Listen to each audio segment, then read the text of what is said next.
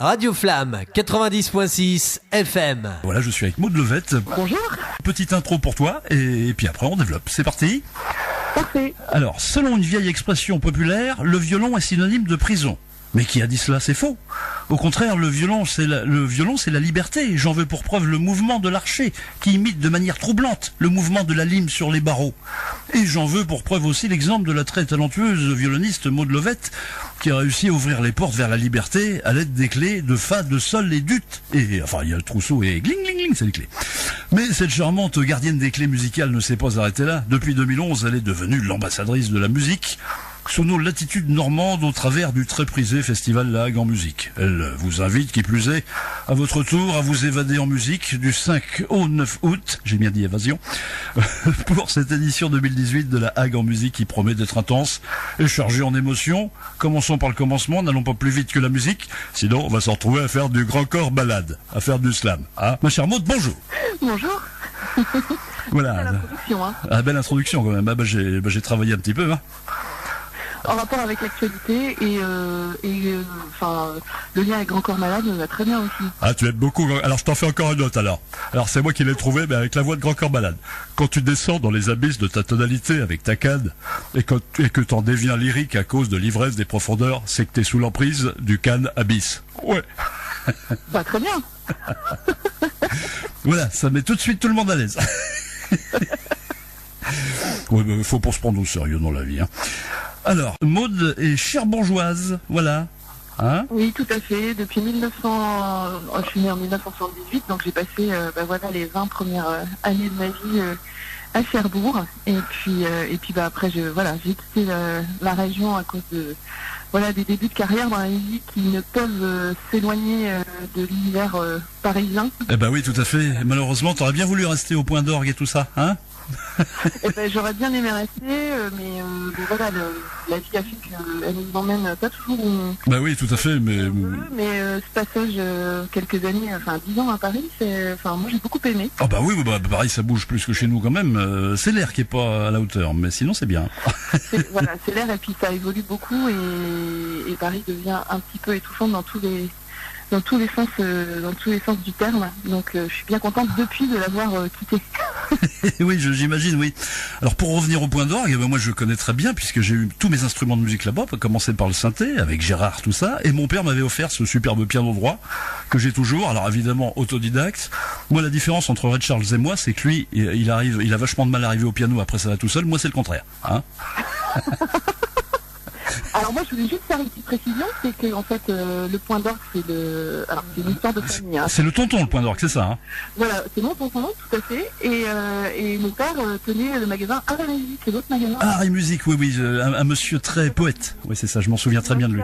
C'est une affaire de la musique Lovette à Cherbourg. Voilà, c'est vous qui avez carrément pignon sur rue, hein, c'est le fameux Point d'Orgue, hein, voilà. C'est ça. La musique, c'est une longue histoire. Ouais. Et donc la transition est toute trouvée dans une telle famille de musiciens. Il était logique que tu deviennes, que tu évolues dans la musique, hein. Bah oui, et puis je pense que j'ai eu la chance de bénéficier de pas mal de culture parce que mon grand-père était violoniste de... Ah bah c'est bon, j'allais demander pourquoi le violon, mais parce que le grand-père était d'accord. Bah voilà, parce que mon grand-père animait tous les bals de la région, il était ouvrier à l'Arsenal et violoniste, donc quand il travaillait pas à l'Arsenal, il était dans tous les bals de la région à faire guincher les... Et toi-même, tu as fait un peu de bal avec lui, non? Non, alors moi je l'écoutais jouer quand on faisait des réunions de famille à Noël, etc. Il avait le droit de jouer sur mon violon pour ces fêtes-là. Et il était super heureux d'ailleurs mais moi quand c'était lui qui jouait, moi je ne jouais pas parce que j'avais envie de l'écouter, bah oui. Parce que moi c'était un répertoire que je connaissais pas bien et qu'est-ce qu'il jouait alors lui C'était vraiment un violonneux en fait, donc il jouait tous les tangos, les vieux tangos, les valses, le beau Danube bleu, enfin il connaissait tout par cœur, donc j'imagine, oui, oui, à la façon André Rieu là. Exactement, mais avec beaucoup de classe parce qu'il allait même jouer dans les grands hôtels à Deauville, Donc c'est lui qui t'a un petit peu appris au départ, non? Oui. Non, alors non, pas du tout, parce que moi j'ai une histoire un peu... j'ai vu que quand même t'as appris avec les plus grands quand même, oui. Voilà, mais mes débuts au violon, en fait, ça s'est joué dans une poussette dans les rues de Cherbourg. J'avais été en fait repérée par Madame Derio Candela, qui était une grande professeure de violon qui avait pris sa retraite à Cherbourg. Et elle avait dit à mes parents que elle voulait faire de moi un prix de Paris en violon. Carrément. Alors ça a beaucoup fait rire mes parents au début, et puis finalement j'ai quand même commencé le violon avec elle à l'âge de 4 ans. Et c'est vrai que j'ai appris très très rapidement, parce que je pense que c'est quelqu'un qui avait le don pour transmettre en fait sa passion. C'était pas seulement un professeur de violon, c'était vraiment une personne... Elle a fait un transfert d'énergie, d'accord. Oui, oui. Enfin, j'en ai des souvenirs plus que ma propre vie familiale, je pense. Je me souviens plus de mes cours de violon, parce qu'en plus elle avait un grand magasin à Cherbourg, et quand je travaillais bien, j'avais le droit d'aller choisir des peluches, donc c'était quand même très attrayant comme cours de violon. Ah oui, il y avait la récompense. Ah, oui, yes. Il y avait la carotte. Il y avait la fameuse carotte, qui est meilleure que le coup de pied au cul, on le rappelle, pour les auditeurs. Voilà, au niveau feedback. Alors le CV est impressionnant. Alors moi j'en connaissais qu'un, avec tous ceux à qui tu as joué, c'est Isaac Stern. Alors, mais sinon, bon, quand même, il y a des traits sur la carlingue, comme dirait celui qui a fait la guerre du Pacifique. Bah oui, je crois que j'ai eu la chance de vraiment de rencontrer des gens fabuleux dans ma carrière très jeune, en fait. Donc ça m'a permis déjà de voyager très tôt, d'aller voir ce qui se passait un petit peu à l'étranger, aux États-Unis. C'est vrai que ça permet de voyager la musique quand même, hein, c'est sympa quoi. Ça. Ah bah en fait, je pense que c'est la plus belle langue qui existe. Pour voyager, parce que où qu'on aille, enfin même sans la connaissance des langues locales ou des dialectes, en fait la musique permet toujours de créer un lien qui est très fort en plus, parce que c'est un lien émotionnel en fait. C'est pas un lien d'intérêt, ou donc c'est toujours voyager avec la musique. Ça m'a toujours permis de rencontrer des gens. Bah ça crée tout de suite. C'est vrai que la musique ça crée tout de suite un lien. Ça crée tout de suite un lien. Ouais, c'est vrai. Ouais, complètement. Donc CV impressionnant. Alors moi je voulais te demander aussi, parce que alors moi ça m'épate déjà, parce que sur un violon il n'y a pas de case. Comment on fait pour se repérer, hein? Faut vraiment avoir l'oreille absolue, comme on dit, hein? Bah, il y a ça, et puis alors moi c'est toujours, ça me fait rire quand mes élèves me posent toujours la même question, parce que quand on doit aller du bas du violon au haut du violon, mes élèves me disent toujours mais c'est quoi ton secret pour arriver toujours sur la note, sur la bonne note? Et je leur dis malheureusement il n'y a pas de secret, c'est que du travail, c'est répéter le geste comme un sportif en fait, comme un sauteur en hauteur, un sauteur à la perche. C'est ça, c'est la fameuse oreille absolue. Jusqu'à obtenir la perfection, parce qu'en fait on peut pas faire ce métier sans essayer de se rapprocher de la perfection. On essaye de l'atteindre, évidemment on ne peut pas l'atteindre, parce que voilà, heureusement. Bah heureusement, parce que sinon après on n'a plus rien à faire, on est obligé de régresser après. Voilà, exactement. Je pense que je m'en irais beaucoup si j'avais atteint la perfection déjà. Donc le but c'est de le chercher toute sa vie et d'évoluer grâce à cette recherche. Mais alors des fois, est-ce que tu es dans le stade où tu te dépêches pas trop, parce que tu sens que tu l'as presque atteinte, tu te dis voilà, je vais la jouer petit bras pour pas l'atteindre trop vite? Non, parce que je pense que ça reste un instrument qui est tellement délicat et tellement petit en fait. Mais c'est incroyable. Que voilà, qu'on se marche toujours un peu sur les pieds. Enfin, c'est toujours la sensation que j'en ai quand je joue cet instrument. Et j'ai toujours l'impression de marcher sur un fil, et je pense que c'est comme un acrobate. Il y a toujours heureusement cette notion de risque, de doute qui permet d'évoluer. Yes. Et de toujours avoir la même envie de travailler. Moi, je me pose quelques jours par an sans mon violon, parce que voilà, c'est comme un sportif, on a besoin de... Mais c'est ce que je voulais te demander, il y a combien d'heures par jour, hein, par exemple, entraînement au violon comme ça? Bah, moi, il y a des jours où je suis 15h, 16h sur mon violon. Ah, moi je croyais que c'était 6, moi, dis donc. Waouh. Ah oui, d'accord. Ouais, donc c'est vraiment, il y a des moments, c'est vraiment des mots aussi du corps, donc qui dit stop. Là, moi j'ai terminé la saison là avec une tendinite à l'épaule. Ah bah tu m'étonnes. Voilà, le corps a dit que c'était bon là, qu'il y avait eu assez de concerts. On va le faire à la Raymond DeVos, mesdames et messieurs, c'est l'oreille absolue. Moi j'ai le pied absolu. Quand je mets le pied sur un sol, je sais que c'est un sol. Ah, mesdames et messieurs. Ou alors la note au restaurant. Quand tu vois la note qui est très élevée, tu fais ah, tu sais tout de suite que c'est un la. Voilà, c'est exactement ça. Bah, moi, je pose les doigts sur mon violon et je sais que c'est un sol aussi, mais pas le même. Mais voilà, il faut beaucoup travailler pour ça. C'est une grande exigence. Et puis surtout après, quand on vieillit, parce que quand on élève aussi des enfants, on a un peu moins de temps pour. Et t'arrives à alors, j'imagine que tu as transmis la passion un peu à tes enfants, ou oui? Non. Alors, je l'ai transmise. Alors, malheureusement pas bien, parce que j'espérais qu'elle fasse complètement autre chose que ce que je fais. Et puis, j'ai complètement raté mon coup. Et elle fait du violon. Donc, et il y en a une qui fait du violon et deux autres font du violoncelle, donc c'est une catastrophe. Voilà. C'était en tout cas ce qui, elles, les attirait, parce qu'elles avaient quand même une idée malheureusement du son qu'elles entendent depuis qu'elles sont... disons qu'elles sont peut-être un peu influencées, voilà, c'est ça, voilà. Voilà. Hein. Une déformation professionnelle dessus. Et pour terminer les considérations sur le sujet, alors moi ce qui m'épate aussi, parce que je déchiffre un peu les partitions, alors je vais te donner un exemple. T'imagines le gars un petit peu saoul, qui est un violoniste, qui est assis dans un champ de vigne et qui voit toutes les grappes de raisin, et puis qui dit « Vous croyez que je vais arriver à jouer ça ?» Moi c'est pareil, quand je vois les grappes de raisin sur la partoche, tu te dis comment je joue ça.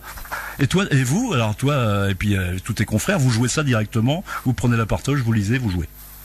Bah oui, ça fait partie de notre métier, parce que... Ouais, j'aime bien. Ça m'arrive aussi d'enregistrer des musiques de films pour le cinéma, pour Polanski, pour des grands réalisateurs, et en fait... on n'a pas le temps. En studio, il faut que ça aille très très vite. Et en 2 jours, on a fait une bande originale de film. Donc, on n'a pas les partitions avant. Souvent, elles ont été finies dans la nuit. Ah oui, donc il faut lire très vite, c'est ça. Studio.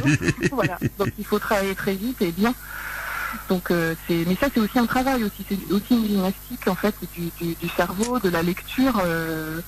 Et... Les notes sur les lignes sont mi sol si ré fa et les notes entre les lignes sont fa la demi. Après ça, tu te débrouilles.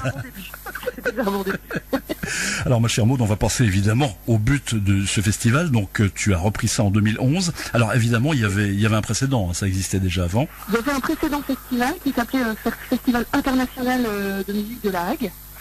Et j'avais une amie qui organisait ce festival avec une équipe de musiciens anglais qui s'appelle Caroline Gras. Et Caroline est venue me voir à l'issue d'un concert que je donnais à Cherbourg, dans les salons de l'hôtel de ville. Et elle m'a dit, voilà, écoute, on est toute une équipe là de bénévoles qui avons travaillé pour ce festival. On se dit que c'est pas possible que ce festival s'arrête. C'était aussi une demande, évidemment, des élus de La Hague d'avoir un beau festival. Oui, parce qu'il y a beaucoup de demandes en fait, oui c'est ça. Bah oui, bien sûr.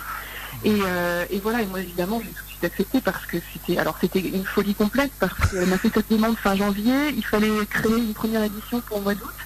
Faire les dossiers de financement, etc. Donc, ce qui représente quand même... Ah oui, il y a tout le côté paperasse, effectivement, qui voilà, doit être... tout le côté administratif, parce que c'est pas juste, claquer des doigts et demander aux copains de bien vouloir venir jouer. Et puis, c'est vrai que tous les artistes que je voulais programmer, c'est des gens qui sont pris 2 ans, 3 ans à l'avance. Eh oui. Donc, voilà, c'était une mission compliquée, mais on l'a accompli. Et puis, depuis, le festival se développe. On continue évidemment nos actions aussi envers le jeune public, et une mission qui me tient. Oui, alors oui, c'est ce que j'allais te poser comme question, mais nous sommes en adéquation. J'allais dire aussi que les oreilles du Normand ne font pas que pluviomètre. Voilà, le Normand est mélomane, hein. Oui, complètement. Mais je pense que c'est pas, en fait, il y a pas de région, il n'y a pas de pays pour aimer la musique. Tout le monde est touché par tout le monde, oui. La première chose qu'on fait, en fait. Bébé, c'est les premières choses qu'on fait avant de parler, c'est chanter. Oui. Et la musique fait partie de tous. Donc, il n'y a pas de... Moi, je dis ça depuis des années, mais pour moi, il n'y a pas de classe dans la musique. Parce qu'on me dit souvent, bah oui, mais toi, tu fais de la musique classique. Donc ça, c'est la musique classique, c'est réservé à certaines salles de concert, c'est réservé à un certain public. Et moi, j'ai jamais considéré ça comme ça, parce que moi, je n'aime pas la musique, j'aime les musiques. T'aimes toutes les musiques, toi. C'est vrai que je t'ai pas demandé, mais t'aimes tout, quoi, voilà. Et j'ai autant enregistré pour des artistes de pop comme Calogero. J'aime faire tout ça, en fait, ça m'enrichit. Ah, c'est super, comme personne, ça enrichit aussi ma sensibilité, évidemment, parce que on a toujours à apprendre de... T'as beaucoup de demandes d'artistes pop, non? Oui.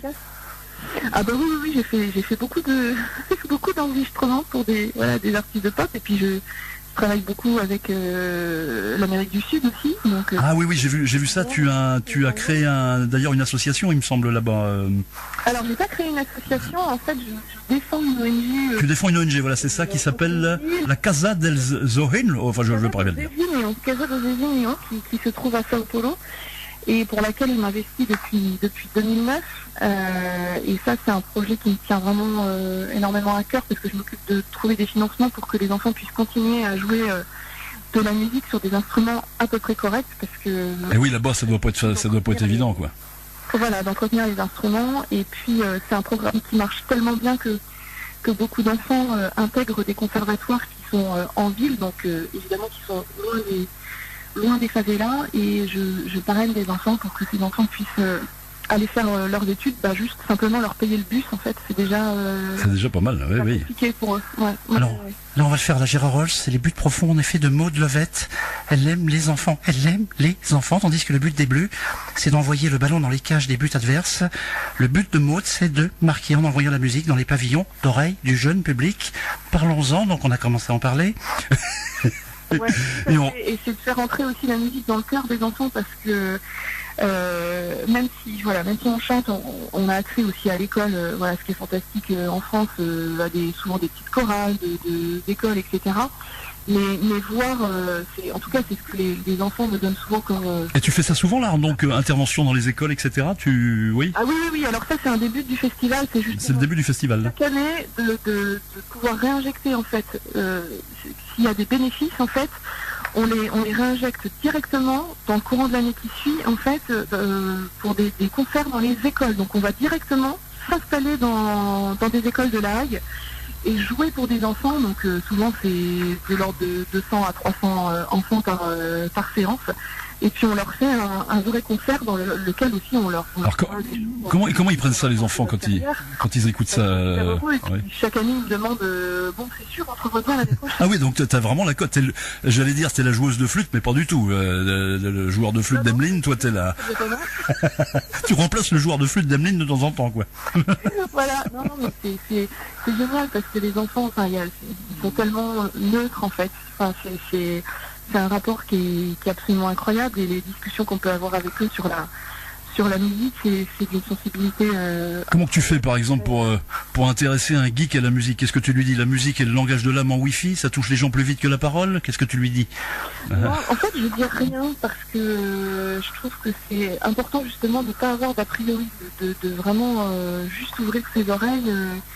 Et puis essayer de sentir ce que chacun, en fait, peut ressentir, parce que forcément le ressenti de chacun il est différent. C'est tout à fait, oui. C'est vraiment que les enfants, surtout pour les enfants, je leur explique que d'essayer de se projeter dans une histoire, en fait, d'essayer de fermer les yeux et puis d'imaginer ce qui pourrait se passer avec cette musique, comme on peut le ressentir dans un film. Par exemple, le Prokofiev, là, c'est vrai que le Pierre et le Loup, c'est vrai que c'est tout à fait ça. Quand tu écoutes les instruments, t'es dans l'histoire. Les premières notes, et les enfants, ils sont tout de suite projetés dans cette histoire de Pierre et le Loup, et même la musique qui est moins imagée. En fait, là, cette année, on a fait tout un travail sur la musique de Jean-Sébastien Bach. Et là, les enfants ont inventé des histoires complètement rocambolesques, avec un cochon qui courait, donc c'est incroyable, ça, de vivre ça avec eux, en fait. Ça doit être marrant, quoi. T'arrives vraiment à rentrer en contact avec les enfants directement, quoi. C'est génial, quoi. Ah oui. Non mais bravo. Puis C'était une émission première que je voulais mettre en place pour ce festival, en fait. C'était vraiment d'aller à la rencontre du jeune public, et on a aussi, durant le festival, une rencontre aussi avec le jeune public. Donc un concert qui est complètement réservé aux enfants, qui est gratuit, bien sûr. Et voilà, on leur présente une partie du programme du festival. Ah bah dis donc, c'est super. Alors on passe à l'édition 2018 consacrée à Schubert. Alors pas de mai. Le mai, c'est le bémol dans la partition de la vie. Tout le monde y va. Alors, donc, c'est vrai que toi tu es soliste. Donc ça, c'est pour les solmenières. Comment tu vas faire pour la truite de Schubert? Question. On va bien s'en sortir. Oui, j'imagine. La truite de Schubert. Alors, donc sérieusement, difficulté pour recruter tous ces musiciens prestigieux, j'imagine que non, tu les connais tous? Ce sont des amis parce que ce sont des musiciens que je croise tout au long des saisons de concerts. Donc on a la chance cette année d'accueillir des vraiment immenses. Oui, j'ai parcouru ça, c'est vrai que c'est impressionnant. Hein. Voilà, la super soliste de l'Orchestre National de Lille, des musiciens de l'Orchestre National de France, des solistes de l'Orchestre Philharmonique de Radio France. On a aussi la chance d'avoir François Salle, qui est un des plus grands violoncellistes français. Oui, ce que tu me disais l'autre jour, oui. Une star du violoncelle, voilà. Et je suis vraiment très très fière de cette édition qui s'annonce. Parce que j'imagine pour certains c'est pour la première fois qu'ils viennent dans la Manche, non? Alors pour François Salle, c'est la première fois. C'est la première fois, d'accord. Ayako Tanaka, qui est donc super soliste violoniste de l'Orchestre National de Lille, c'est la deuxième fois. Elle était venue lors de la première édition et c'est vrai que comme il y a beaucoup de liens qui se créent avec la population, j'aime que les musiciens puissent revenir plusieurs fois. Parce qu'il y a vraiment un lien très fort qui se crée aussi avec les logeurs, parce que les musiciens sont logés chez l'habitant, dans la Hague. Il n'est pas question de les loger dans des hôtels. Je veux vraiment qu'ils profitent. Je suppose qu'ils aiment bien en plus, non? Je suppose qu'ils aiment bien en plus. Ah bah ça se passe très très bien parce que je pense qu'ils sont très très très choyés. D'ailleurs, j'en profite pour remercier tous les gens qui se proposent pour loger ces artistes, parce que c'est quand même une sacrée organisation. Mais ça se passe toujours incroyablement bien, et il y a même maintenant des musiciens qui viennent depuis plusieurs années au festival, qui envoient leurs enfants pendant les vacances. Ah, c'est super. Il y a des liens très très forts qui sont créés, et moi ça me... Il y a même des musiciens de ton orchestre à toi qui viennent là, je crois, hein. Il y a de mémoire. De l'orchestre d'Auvergne, oui, comme Jean-Marie Trotro, alors qui ne sera pas là cette année, mais qui reviendra l'année prochaine. Oui, j'ai vraiment cette chance que les musiciens m'accordent leur confiance et qu'on puisse bénéficier de leur grand talent durant cette semaine de concert. Donc là, c'est vrai que c'est génial. Alors, pour tout y est, la musique, les gens charmants, le décor, la Hague au travers de ses magnifiques paysages escarpés et de son magnifique patrimoine. Donc le pléonasme du jour, on pourrait dire que c'est la célébration de la musique dans un coin enchanteur. Musique. C'est complètement ça. Ouais, c'est complètement ça, et justement on essaye aussi de varier chaque année les lieux, justement pour que le public puisse vraiment découvrir le patrimoine, les magnifiques églises. Alors cette année c'est le château point névralgique, non, c'est ça un petit peu. Voilà, exactement. Alors ça c'est un habitué, parce qu'on peut pas, c'est vraiment un incontournable de la Hague. Voilà, donc l'orangerie du château de Flamanville, où aura lieu le concert à deux violoncelles du 7 août. Mais voilà, aussi investir l'église de Diguluville, sur Tainville, et puis l'église d'Urville-Nacville aussi, qui est un autre incontournable.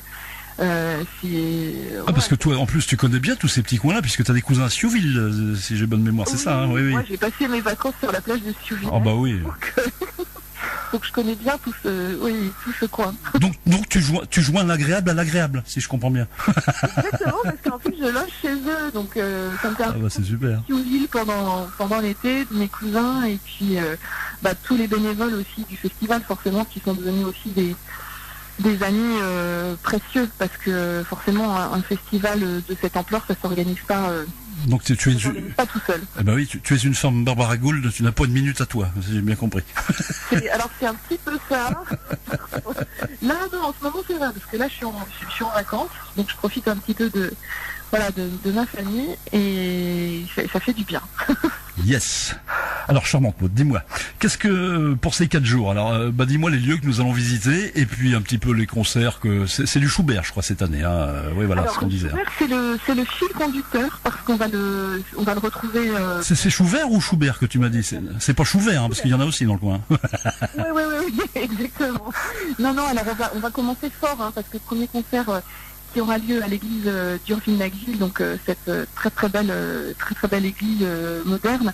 On va donc y entendre la truite de Schubert, donc qui est vraiment connu de tous, je pense. Chanté par les frères Jacques. Exactement. Et en fait, on ne sait pas bien, mais cette œuvre de Schubert, en fait, il l'a composée quand il avait 22 ans.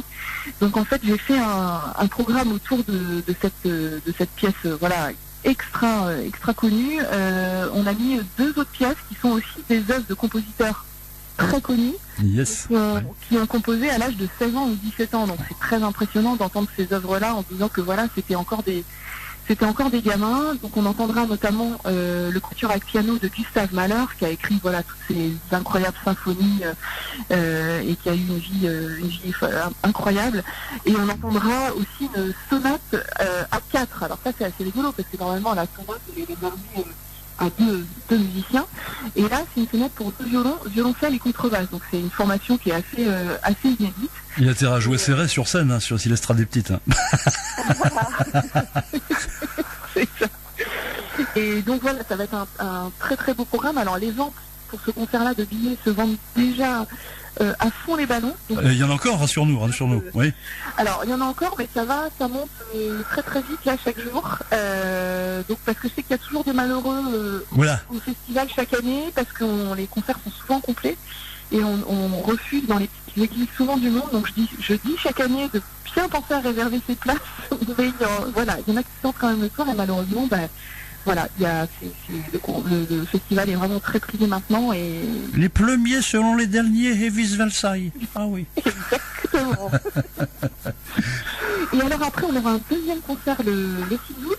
Alors dans la lignée de ce que je défends aussi, c'est-à-dire que je ne veux pas que ce soit seulement un festival de musique classique. Je veux montrer aussi que les musiciens classiques font d'autres choses, comme ma carrière très très bien. Là, oui, c'est le duo rigolo là, oui, d'accord. Voilà, exactement. Et là, donc c'est François Salk, violoncelliste, et Vincent Perrani, accordéoniste, qui vont nous offrir un concert alors entre jazz et musique du monde. Alors c'est aussi un concert où ils font beaucoup d'improvisation et pour vous donner une petite idée, c'est la chaîne Arte qui a nommé cette année Vincent Perrani comme le nouveau souffle du jazz. Ouh là là, oui. Voilà, un concert à pas manquer. J'imagine, ouais, ça doit être super sympa ça. Hein. Voilà, ils sont dans tous les plus gros festivals en ce moment et on a vraiment de la chance de les accueillir. Alors j'imagine en plus sous évidemment avec la ligne de la musique impeccable, ils font des pitreries, etc. Ouais, exactement. Ah, ça doit être super ça. Oui, c'est vraiment un super concert. Ça me rappelle, alors c'était un tout petit peu différent, tu te rappelles de la chanson Plus bifluorée, ils faisaient des choses comme ça. Et en plus, il y avait des instruments complètement délirants qui fabriquaient eux-mêmes avec des tambours de machine à laver. Mais c'est ça. C'était génial la chanson Plus. Alors j'imagine que c'est un peu dans le même délire, quoi. C'est de l'improvisation et puis Vincent Perrani, faut le voir, c'est un espèce de colosse de 2 mètres de haut qui a un air, il aurait pu intégrer Noir Désir sans... Ah oui, sans problème, oui. Voilà, c'est vraiment... je suis vraiment très très heureuse parce que je crois qu'on n'a jamais joué ensemble, mais je suis... c'est vraiment un cadeau. Ah oui, parce que là, est-ce que tu vas les rejoindre un peu pour jouer ou pas, non ou... Oui, oui. Non, là, je les laisse. Moi, ce sera mon petit soir de congé. Oui. Moi, je joue pas, je vous regarde, là. J'en ai marre. Non, mais ça fait du bien aussi de souffler un soir, parce que c'est vrai que... moi, sinon, à part ce concert, je joue dans tous les programmes. C'est des programmes d'à peu près 2 heures à chaque fois. Donc, il y a beaucoup de musique à monter et qu'on ne monte que durant le festival.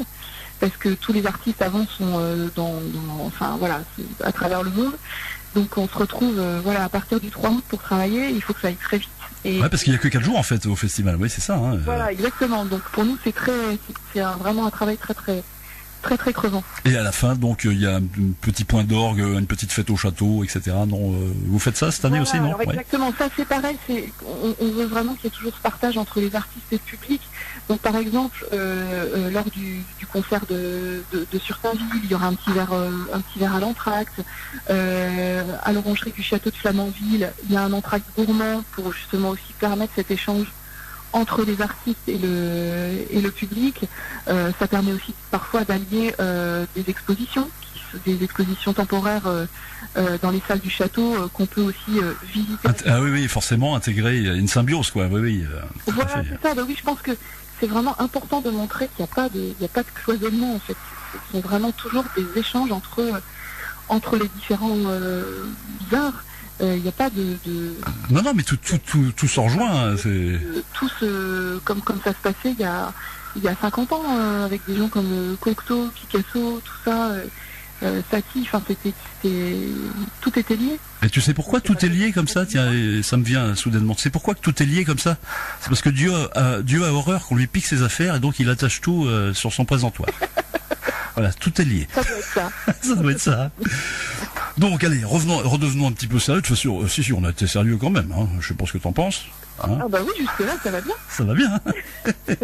Allez, Charmante, rappelle-moi. Donc, alors c'est le 5, 7, 8, 9, je crois. Le premier concert, le 6, donc c'est François Salle et Vincent Perrani, on en parlait à l'instant. Et puis après, on va continuer notre route du festival le mardi 7 août à l'Orangerie du Château de Flamanville. Alors là, pour un concert qui s'appelle Deux violoncelles. Alors pourquoi deux violoncelles? On retrouve la thématique de Schubert, en fait, qui nous a accompagnés lors du premier concert d'ouverture à Urgine-Aquile. Et là, on retrouve le quintet à deux violoncelles de Schubert, alors qui est pareil, c'est une œuvre absolument incroyable. Et je voulais vraiment profiter de la présence de nos deux violoncellistes, des deux personnalités qu'on aura durant le festival, donc François Salle et Florent Audibert, qui est violoncelle solo à l'Opéra de Rouen, qui est vraiment un violoncelliste d'exception que j'adore, voilà. Et je me suis dit, c'est impossible, on peut pas passer à côté de ce quintet avec ces deux violoncellistes. J'espère que ça sera enregistré tout ça, parce que si c'est pas enregistré, c'est du gâchis. Malheureusement, on n'a pas encore les moyens d'enregistrer, d'avoir un matériel d'enregistrement. Il y a certainement. Non, non, j'imagine qu'il y a quand même des petits enregistrements de tout ça quand même, parce que c'est des perles, quoi. C'est des archives. Bon, qu'on peut pas appeler vraiment enregistrement, mais il y a des archives, heureusement. Et en fait, ce quintet à deux violoncelles de Schubert, j'ai voulu le coupler à un quintet pour clarinette et cordes qui s'appelle Souvenir de voyage. Parce que parenthèse, c'est toi qui crée tous ces programmes, évidemment. Hein. C'est parce qu'on l'a pas tout à fait dit, mais c'est toi qui oui, c'est du boulot, ça. Hein. Oui, c'est du travail, et puis bon, il faut les faire très tôt aussi. Il faut se projeter parfois 2 ans en avance. Donc c'est voilà. Ça te prend combien de temps pour faire ça, par exemple, pour élaborer par exemple le programme Très long. Hein. C'est long, hein. Très long parce que ça dépend aussi de la disponibilité. Ah oui, c'est ce qu'on disait, l'emploi du temps de chacun, oui. Avec les plannings, là, par exemple, Jérôme Voisin, qui est super soliste à l'Orchestre Philharmonique de Radio France, il ne peut pas être là au début du festival, donc il faut imaginer un programme sans lui au début du festival, faire les programmes quand il est là. Donc il y a du stress, hein. Un quintet ou un casse-tête? Un casse-tête d'abord et puis après un quintet. Alors là, alors tu reprends sur tes deux quintettes que tu faisais alors. Donc avec clarinette, c'est ça? Alors le deuxième quintet, ce sera de Bernard Herrmann. Alors en fait, c'est le compositeur qui a fait toutes les musiques de films pour Alfred Hitchcock. Ah. Donc Psychose. Avec la scène de couteau. Exactement. Et moi, c'est un compositeur que j'adore. Et je trouvais ça intéressant aussi de montrer que ce compositeur qu'on connaît essentiellement comme un compositeur de musique de film a fait aussi des œuvres plus classiques. Et ça sonne, il y a une imagination, parce que là, le film, on le voit dérouler dans ses oreilles, en fait. Ah, carrément, oui. T'as Anthony Perkins qui arrive, quoi. Pour un tel talent, en fait, pour imager les sentiments, les émotions, et que du coup, sans image. Mais c'est de la trempe de Charlie Chaplin qui jouait du piano directement devant ses films et qui improvisait. Et qui composait toutes ses musiques de films, exactement. Qui composait, oui. Donc ça, je suis vraiment très fière de le faire découvrir. Donc c'est intense, hein. Tu feras pas ça en 4 jours, hein, c'est pas possible. Hein. Eh ben si. Si, il faut le faire. Et le dernier jour, donc ça c'était l'avant-dernier, ça, hein, les quintettes. Ça c'était l'avant-dernier, Hermann Schubert. Et puis là, pour le dernier concert, alors c'est un grand hommage à la voix. Alors ça va être un peu les tubes en fait de l'opéra, parce qu'on va retrouver tous les plus grands airs de Handel, des opéras. Ah oui. Incroyables qu'on a pu entendre maintes et maintes fois, et aussi quelques airs de Mozart, des grands opéras de Mozart comme Così fan tutte. Ça va être vraiment un très très beau programme avec une soprano qui est complètement délirante. Moi c'est une amie de très très longue date, mais c'est une fille qui je pense qui est juste née pour et tellement douée que je pense que elle va pas laisser le public indifférent. À mon avis, oui, elle va carrément les faire réagir. Il va y avoir une énergie qui va passer comme une aiguille et comme un fil dans une aiguille, et tout ça va se retrouver cousu. Exactement. Avec l'aide de Schubert. C'est l'aiguille, elle va passer, repasser dans le fil comme ça. Et c'est vrai, n'oubliez pas, mes chers auditeurs, que Mozart rend intelligent en plus. Alors, je sais ça depuis un moment. Alors, c'est vrai, tu confirmes? Quand on écoute du Mozart, mais il paraît que ça... Alors je sais pas, que moi mes filles me disent que je suis toc-toc, donc je sais pas si c'est Mozart qui a eu de l'influence ou pas, mais... mais non, on fait vraiment de la musique de toute façon. Mozart, c'est toujours de la musique qui fait vibrer. C'est de la musique qu'on connaît aussi parce que c'est évidemment. Bah, c'est un des plus connus quand même. Moi qui suis un béotien, c'est vrai que. Moi je joue la valse favorite au piano. J'arrive encore à jouer ça. Bah, c'est déjà pas mal, hein. Ça dure pas très longtemps, mais je tue Mozart, mais j'ai un bon alibi. J'étais en train de jouer du piano chez moi. C'est très bien. Voilà, cher Maud, on a quasiment tout dit. Est-ce que tu vois quelque chose à rajouter? Peut-être un petit lien sur Internet, etc. Non? Oui. Oui, alors depuis 2 ans, on a mis en place quelque chose de très très pratique pour les fans du festival. Il y a un magnifique site Internet qui a été mis en place par l'Office de tourisme du Cotentin, et avec notamment une billetterie en ligne. Donc c'est encore plus pratique de passer dans les bureaux de l'Office de tourisme dans toute la Hague. Il suffit d'aller sur Internet, de faire www.hague-musique-au-singulier.fr, et on trouve dessus toutes les informations, les plans d'accès. C'est vraiment un site qui est très très très complet. Et puis bien sûr le Facebook qui donne toutes les nouvelles des artistes, les disques, les sorties de disques, toutes les petites anecdotes du festival, qui relatent aussi évidemment les journées qu'on offre. Et puis les petites photos des musiciens aussi, j'imagine, parce que là, moi j'ai un book qui sont des jeunes gens charmants et charmantes. Hein, et toi, c'est vrai que pour ceux qui ne te connaissent pas, Maud est absolument charmante, je confirme. Hein. Voilà. Non seulement il y a le son, mais il y a le visuel avec. Merci beaucoup. Alors j'ai une petite conclusion pour toi. C'est pour toi, c'est un petit peu, là on repart à côté gaudriole, mais avec de l'info quand même. C'est parti. Il y a 2 manières de faire de la musique. Alors je vais te faire ça à la Clint Eastwood. Tout court, tu sais, le monde se divise en 2. Il y a 2 manières de faire de la musique. La première, c'est d'avoir la tête creuse et de laisser le vent de l'inspiration souffler au travers des trous de votre tête. Sous réserve que ces trous soient bien placés, il en sortira un sifflement harmonieux. Bravo, vous êtes un monsieur Jourdain qui faisait de la musique sans le savoir. La seconde manière, c'est d'être un musicien talentueux qui travaille d'arrache-pied plusieurs heures par jour pendant des années sur son instrument pour en tirer le plus élaboré des langages de l'âme, comme le fait la charmante Maud Lovette sur son violon. Qu'à cela ne tienne, nous aurons les 2 types de musiciens cet été, avec la petite brise légère chère à notre Cotentin qui soufflera au travers des crânes bien conçus d'une part, et surtout avec le festival La Hague en musique, organisé par la directrice artistique Maud Lovette que je viens d'avoir, qui est absolument charmante. Et voilà, tout ça se déroulera du 5 au 9 août cette année. Une fois pour toutes, laissons les vrais musiciens donner le la. Bon sang de bonsoir. Mélomanes et mégalomanes de tout poil, à vos oreilles, prépartez. Voilà, ça t'a plu? Je vais vous embaucher pour présenter le début des concerts. Ah bah si tu veux, moi je te... pas de problème, moi tu me demandes de faire un texte, je te le fais. Non, c'est super, merci beaucoup. Et puis c'est un bel hommage, c'est un bel hommage au festival et au travail qu'on a fait. Ah bah super, donc grâce à l'aide de tous. Pas trop tendu quand même, non, avant que ça commence, un petit peu quand même? Non, pas du tout. Pas du tout. Plutôt une hâte d'y être et puis de retrouver, comme chaque année, le public fidèle qui nous suit et qui nous supporte. Et cette année, le temps en plus est à la fête, donc c'est génial. Hein? Ah oui, c'est magnifique, on a beaucoup de chance. Ça fait longtemps qu'on n'avait pas vu ça. Hein. Ah oui. Allez, cher Maud, je te fais une grosse bise et puis merci à toi, c'était super sympa. Lionel, je t'embrasse aussi et vive à tous les auditeurs. Radio Flamme, dans le Nord Cotentin, 90.6 et partout en France sur www.radioflamme.com. Radioflamme.com